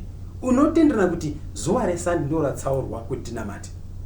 The scripture enforces the religious observance of Saturday, a day which we never sanctify. Vakuru vechurch vekatolike vanobuda pachena vachiti ukawerenga kubva kuna Genesis kusvika kuna zvakazarurwa hakuna kana mutsara webhaibheri umwe waunoona unotisungira kuti tichengete zuva reSunday sezuva rekunamata. Asi unoti isu hatifi takatsaura zuva reSabata kuti tinamate pariri nekuti takazita sechechi takashandura kukosha kwezuva tikaisa pazuva rekutanga kwevhiki. Saka vateereri zviri kujeka kwatiri tese nyaya yekuti sangano riri kutobvuma kuti chokwadi tisi takazviita. Mumwe mukuru unoti, you see, in the Council of Trent mugore 1545 AD, the church leaders ruled that tradition, tsika dzavakuru, is of great authority as the Bible. Vari kuti tikamisa bhaibheri apa netsika apa 50-50 zvakafanana. Kana isu tsika dzavakuru chiti ngatinamate Sunday, ngatinamate saizvozvo. Bhaibheri kana ngatinamate Sabata, tine maruramiro nekuti tsika dzinokurira bhaibheri zvakanyanya tine maruramiro ekukudza tsika dzavakuru. They believed that God had given them the authority to change the Bible any way they pleased. By tradition, they meant human teachings. Vakuru vesangano vanotibudisa pachena vachiti tinotenda kuti Mwari ndiye wakatipa ruramiro nesimba rekushandura zviri mukati mebhaibheri tichiisa dzidziso dzavakuru. Jesu unotipa warning papfungwa iyi pana Matthew chapter 15 verse 9. Jesu unoti, but in vain they worship me, teaching the doctrines, for doctrine the commandments of men. Vanondinamata vasingandidi, vanondinamata nemuromo bedzi, vachidzidzisa dzidzo sevanhu semirayiro yaMwari. Saka zviri kuitika kuti zuva rechinomwe risiwe, vanhu vachengete zuva rekutanga revhiki, idzidziso dzevanhu. Jesu akazviona kare kuti vanhu ava vanondinamata pasina, vachidzidzisa sedoctrine, mirayiro yavanhu, inova tradition yechurch. Munhu waMwari apa ndati uteererese. Kusvika patafamba pari zvino taona kuti chikara inova the Catholic system. Tikaona kuti munembo wacho iSunday worship. Zvikabuda pachena kuti maki yaMwari iSabbath worship, zuva rechinomwe reSabata. Asi rega ndikumisi apa, vanhu vose vari kunamata nezuva reSunday.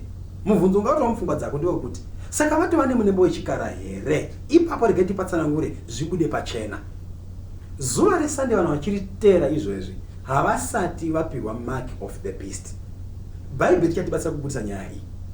Sunday haisati yava mark of the beast pari zvino. Chii chakamirirwa? Tarisai zvakuitika mugore rapfuura rino risati rapera, kwakaitika mafashamo emvura kuChimanimani. Hazvina kuita mazuva mazhinji gore rino richitanga tatova necoronavirus. Tarisai muone dzingwa eclipse ari kuitika mwedzi unodzima, madisaster pasi rese. Australia kunobaka moto every year unotadza kucontrolekwa. Kuamerica the same thing, moto ichibaka ichidza kucontroliwa. Tarisai matsunami kuMiddle East, hakuna vanhu vakagarika pari zvino. Tarisai maeconomies ari kuwa. Izvozvo nyika yakupinda pachakamanikidzira yatingati crisis. Kana crisis dzichiuya idzi, izvozvo nyika iri kuzama kutsvaga kuti ndiani ungatungamira pasi rese kuti vanhu vabatane vave chinhu chimwe. Nekuti crisis iri kupatsanura nyika, iri kupatsanura vanhu. Ndosaka kuti nyika iri kurwa nekugadzira ma-League of Nations, wana United Nations, wana African Union, kutsvaga kuti vanhu vave chimwe, vanhu vabatane. Asi Daniel chapter 2 yakati, Daniel 2 verse 44, mumazuva iwayo ndizvo emadzimambo zvinhu zvisingabatani, havangazobatani madzimambo api iwayo. Mumazuva iwayo Kristu unouya. Saka chichaita kuti vanhu vatsvake kubata chiva chinhu chimwe inyaya zvirwere zvawanda, inyaya yehutsotsi katikati crime, corruption yava pese, zvakwirira pasi penyika. Izvozvo zvinoita kuti vanhu vatsvake kubatana. Kuva koita upfumi hwenyika, vanhu vachatsvaka kuti vabatane. Mukuzama kubatana ikoko, vanhu vachabatana kuti zviri nane tindonamata nezuva rimwe reSunday. Izvozvo ndo chatamirira bedzi kuti chiitike izvozvo.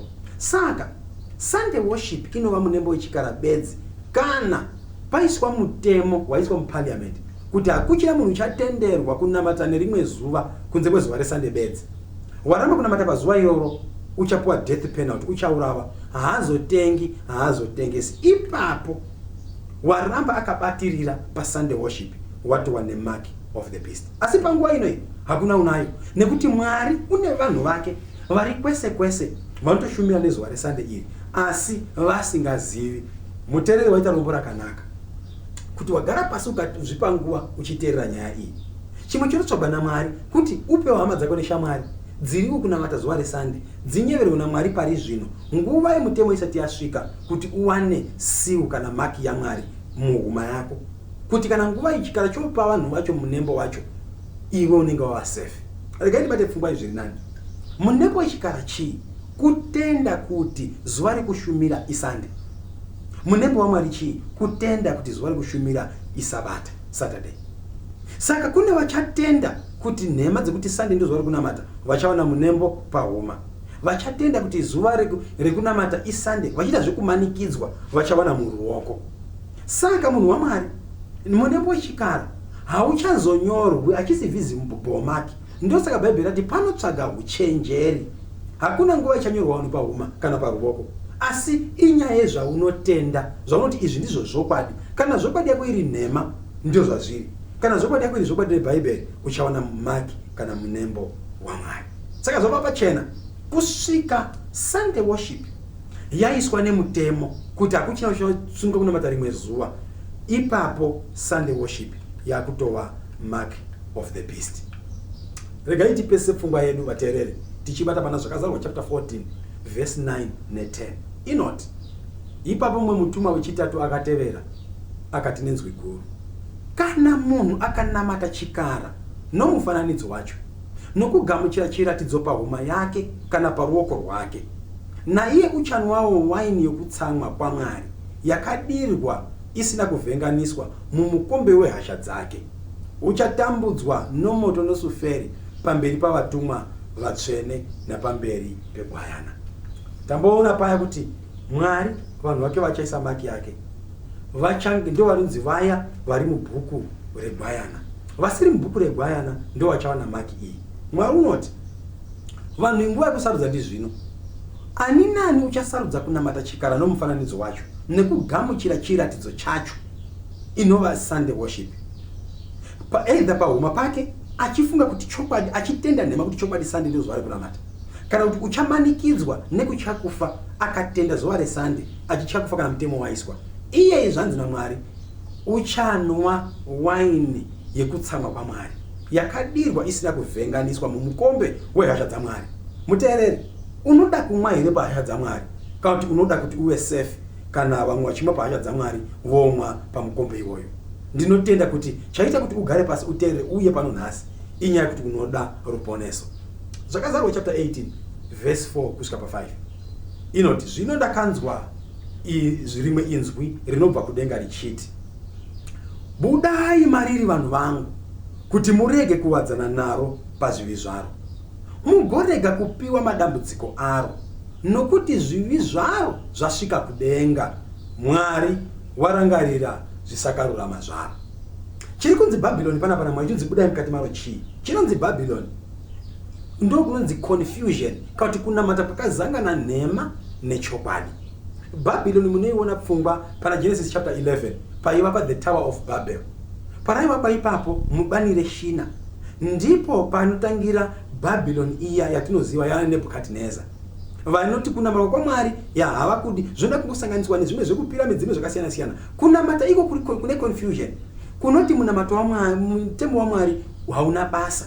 Kunoti zuva rekunamata raMwari ndi iSunday risiri Sabata. Izvozvo ndio confusion. Mwari une vanhu vake vari mukati meconfusion iyoyo. Mwari unotuma angel, unotuma chiti budai mariri vanhu vangu kuti murege kuwadzana naro pazvivi zvaro.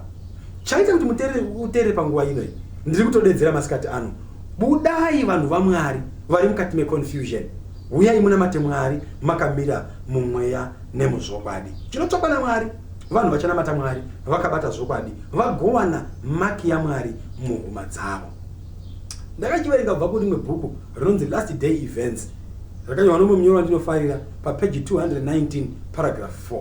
Rinoti panapa, just as soon as the people of God are sealed in their foreheads, kana Mwari aisa munembo wake kana kuti muchiso wake muhuma dzevana vake, it is not any seal or mark that can be seen. Hachisi chinhu chinoonekwa sekutaura panamboita paya, but a settling into truth. Apa takaenda padzoka zvinonzi munembo waMwari kugara nekunyura nekunyudzwa muzvokwadi yose yaMwari yemutemo wake nezuva rake reSabata, both intellectually and spiritually, so they cannot be moved. Munhu wapinda muzvokwadi yaMwari asingazozungunutswi, iyeye unonzi uchawana munembo waMwari muhuma yake. Saka zvichaitika izvo vanhu vaMwari kuti vabvuma kugara muchokwadi chaMwari ndo vachawana munembo waMwari. Saka kugara muchokwadi, zvokwadi inosunungura vazhinji. Mumwe munyori weLast Day Events page 220 paragraph 4 unoti panapa, the fourth commandment alone of all the 10 contains the seal of the lawgiver, the creator of heaven and earth. Unoti zviri nyore kuti munhu achengete mutemo kuti usaba. Unokwanisa kusaba munhu asi asingachengeti Sabata, unoshaya munembo waMwari. Nekuti Bhaibheri munyori uri kuti mutemo waMwari, the fourth commandments alone, nekuti ndo wataona une zvinhu zvitatu zveseal. Unoti the name, the title and the area of operation, ndizvo or territory yake anoperate. Saka zvanzi munhu unokwanisa kusaba munhu upenyu hwese asiri mhombwe, upenyu hwese munhu achikudza vabereki, upenyu hwose munhu asingachivi, upenyu hwose munhu asingaurayi, asina kana record yecriminal case, asi asingachengeti mutemo wechina weSabbath. Munyori uri kuti iyeye munhu iyeye uri panjodzi huru yekuti haakwanisi kuwana siu yaMwari. Chinotsvagwa naMwari ndechekuti vanhu vese vauye vagamuchire chokwadi chaMwari cheSabata, vaponeswe nacho nekuti ndo pane siu yaMwari. Muteereri, zvava pachena masikati ano, zvava pachena kwauri kusarudza ndiwe. Asi zvakanakira bhaibheri rinoti sarudza chokwadi uponeswe.